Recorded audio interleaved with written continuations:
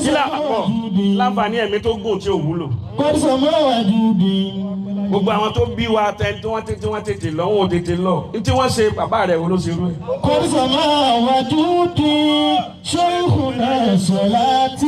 Ẹ bọ́ lẹ́ ń bẹ́ẹ̀ mọ́mọ́ aláǹ tètè ń kú mọ́. Ìtí ṣé Usazili ṣe grandpa rẹ̀ ò ṣe kankan lọ.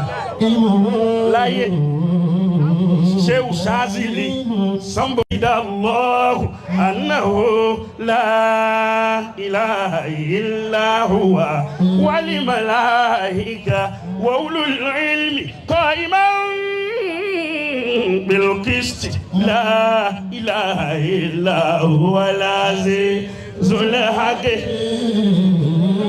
Àwọn fọ́fadà rẹ̀ wò la màláyé. Ṣé Usazili lò 40 something years? Ó dẹ̀ yẹ 6 àwọn fọ́fadà. Maulana Nakibul Ashrafi Shirul Akida Waliyullah.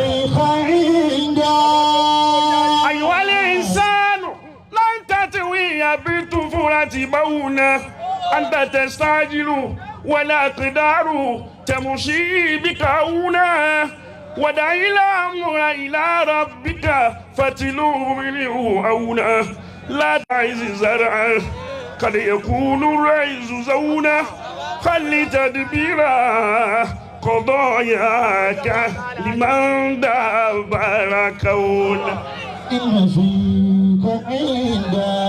Nakibul Ashrafi wo kuke. Àwọn fọ́fadà rẹ̀ táwọn pẹ́ láyé àìnà hò. Ta ló mọ̀ wọ́n?